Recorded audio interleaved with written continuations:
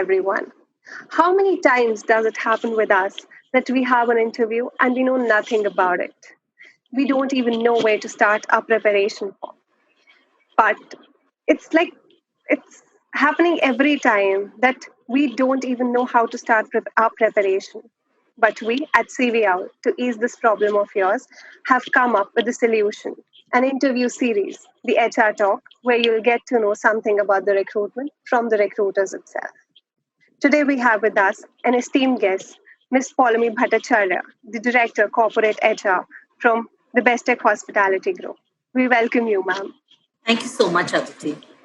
Ma'am, we'd be glad to know something about you from you itself. Okay, I was also a young girl once upon a time like you and did start my career with hospitality. That's something that I had chosen some 20 years back. And I continued, it's 21 years in fact, and I continued with the same profession, with the same industry. We had a batch of about 155 people in IHM when I did my hotel management graduation. And out of that, I think there are very few who have chosen to stay back in this particular trade, and I am one of them. I feel really happy and very proud to be in hospitality. And from moving from operations to learning and development and then to human resources. So that has been my career so far. So I have had a taste of a lot of things. That was great, ma'am. Ma'am, when we prepare for interviews, there's so many questions in our head, and like we are unable to fetch answers to many of them. We have you here to help us and our audience for the Absolutely. same thing. We are very glad to have you here to ease the nervousness of the candidates and to answer many of the common questions. So, we'll start with one of the basic questions. As an HR, Mhm. what is the first thing in a resume that you look at? See, a couple of things that come. Of course, one is the age for the particular position that we are looking. That's one first filter that we do. Second, that we see, because that at that point of time when we are looking at different CVs, it's just a paper. We have not seen the person, and most people today do not put a photograph in their resume. So it's very difficult, and even very little can you judge from a photograph of a person in a CV. So it becomes practically a little difficult to just read through the paper. But then, yes, of course, we do look at stability of the person. We look at the different companies that the person has worked, what has been the professional lineage, the background, which is very important. Different cities. So now again, it depends. Now, if your organization is in a B class city, then it is very important to understand that a person who has forever worked in a metro will find it very difficult to work in a B class city, right? So there are different small points that come up when we are looking. So it is of prime importance to understand that what is the location that you are interviewing for. So the location of the person in all the companies or which locations he has worked in comes in very handy in a CV when we are searching and sorting CVs. And most important is the stability factor. That is something that we always look at, that in a position, how long has that person stayed? Now, it also depends that if the person has worked in good brands, people do make mistakes. They move just for the sake of getting a better designation. People leave jobs and they move. They just jump to another job. And in the process, what happens is you get into wrong jobs, probably wrong companies. Probably there the designation is higher, the salary is higher, but then the brand stamp which you had in your CV, that gets a little diluted. So we look at all of these factors combined. Okay. So I hope this is, an answer to many of those who are preparing their resumes for their next jobs now and will help them. Ma'am, being an Absolutely. HR, it must be a difficult task for you to go through so many resumes. Like you must be getting so many applications from so many job portals. So how do you go about shortlisting candidates through those resumes, coming down to 5 to 7 resumes from about 100 resumes? I think my first answer and the second answer kind of gets a little merged. Yes, of course, the first one is the companies, the hotels that the person has worked, the different brands, because good brands always gives you that upper edge wherein your learning is very, very high. right? On a scale of 1 to 10, generally, if you work even in a very smaller designation in a good brand, your basics go right. So the first job of a person is very important, right? Because that's one place, the first and second companies. The first two companies are very critical where a person learns maximum in his life. Okay, because at that point of time, whoever joins the industry, it's like a clean slate, and the person absorbs and soaks in a lot. So it is very important to have the first two companies strong. That's one thing that I always look into. And the second thing is the stability, right? Okay. How how much time is the person spending? And the third thing that I look at is the kind of tasks or responsibilities that the person has handled. Does it fit the role? Because designations can be different in different companies, but it's more important to understand whether the person has got the basic requirement what I need in that particular unit or not.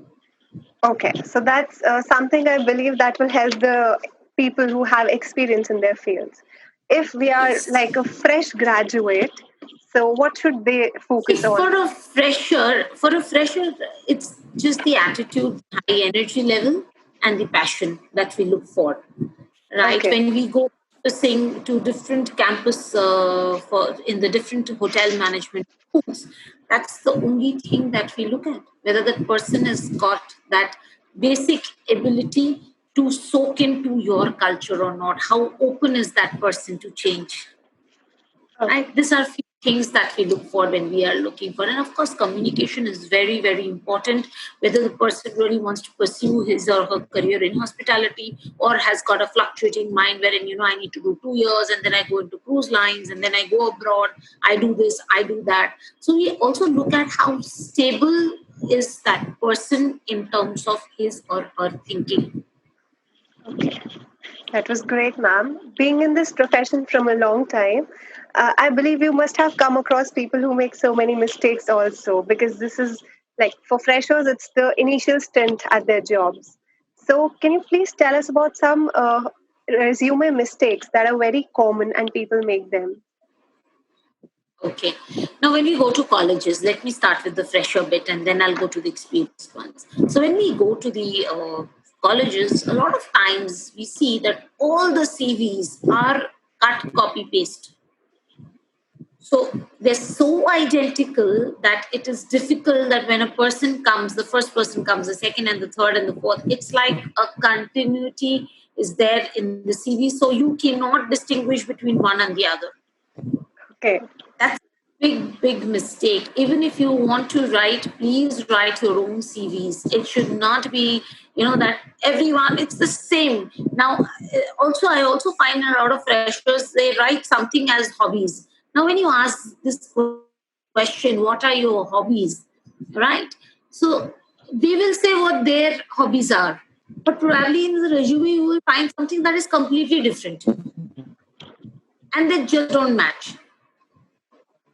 Right. So you can't be so blindly copying and pasting whatever you get. A lot of people go to internet cafes and they tell the people there to make a CV for them. And, these are more rank and file candidates that I'm saying who have not gone to a very good college where they've not got that expertise of how to write a CV. So we get these CVs which are very fancy and, they will talk about everything. All that you need is never there.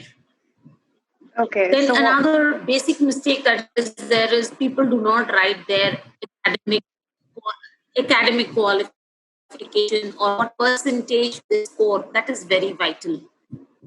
That Okay, helps identify that for the particular role that I'm looking for. Now, when we hire, we don't just hire. 80% of the hirings that we don't do in terms of that, okay, today I'm taking this person as a guest service associate, and we don't take thinking that he will stay as a guest service associate his entire life, right? We look at people who can be grown, who can be developed into the later roles, someone who wants to make a career, right? Whether the person is ambitious or not, is he career oriented? So these are things that we can gauge very well from the academic bent. That's something that's always missing. The second thing is when an experienced person, a person never writes which period, the tenure of his job. And okay, then when you ask certain people are very clear and very thorough, and they will tell you exact dates, da da da da da. But then when it comes to asking them, there are a lot of people will fumble, they will think twice, then they say, no, this is wrong, this was the date. So if the tenure can be written in the CV itself, it becomes very easy, extremely easy for the interviewer to understand that what is the kind of time that a person has spent. Another common mistake that we find in a resume is that people write about tasks which they've never done. Say for a coordinator position, if the person is writing, I do budgeting, I do this, that, something which I know a person, a planning, budgeting, anything that is more strategizing, if a coordinator or an associate is writing, we know that that cannot be the case. It's better to keep it simple, short, right? Kiss is the word. So if it can be kept short and simple, people like a CV more, and we find it more interesting to read a CV instead of turning 10 pages and then you find no substance in it. So I hope So our viewers this will, become mistakes. yeah, so I hope the viewers will, learn from these mistakes and won't do these in their resumes. They'll be more well versed with what they're writing and will try to keep it more original than what they were keeping it earlier. Also, ma'am, like you've been in this profession and you know that tell me something about yourself is a very common question that is asked by interviewers. So, what is exactly that we should be including in this question? See, this is the opportunity that the interviewer gives you to open up and explain, describe. This is like that 2 minute extempo that you get to talk about yourself and present your case. Right, when you go into the courts of law and you stand there in court and you have to talk about your present your case, you do your very best with all evidences, everything. Same here, it's a very open-ended question. When we say tell me about yourself, and the interviewer expects the candidate to talk everything that he or she has done. Sometimes some interviewers also say that start from your after your school till so far or go backwards. Generally you have been given the direction. If no direction is given, the best is to start from your very past your schooling and what did you do for study, and then your jobs. That should be the order, in a chronological order. And that's where, and you also talk a little bit about yourself. How are you as a person? That really helps because in a short interview of say about 5, 10, 15, 20 minutes, right? It's not easy even for the interviewer to select the right candidate always. A lot of times we as interviewers also go wrong because there are a lot of candidates who are excellent. They've got a gift of the gab, and they can talk so well, but then when it comes to real work job, we see they are not great, and we get fooled, we get carried away by that halo effect. Happens. But it's very important, at least I would say 80% of the times an interviewer can gauge and understand that what the person is like. It tells a lot about the nature, whether the person is going to fit into the company culture. All of this is important. So I hope this is again going to help us in the long run, and people will be able to frame their answers and be more prepared for the interviews that they're going to go.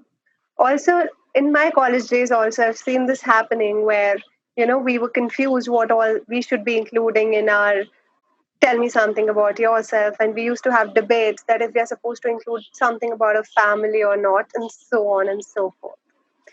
See, Um, family, very honestly, it's not always required, but if you speak, it's a good thing. See, in India, we generally like to know about our families, but out of India, that's a very personal question and it's a taboo. You okay. can't be asking such personal questions. But in India, that's kind of a norm. Okay, so we can, basically modify our tell me about yourself statements according to the companies that we are applying to. That would be an advantage.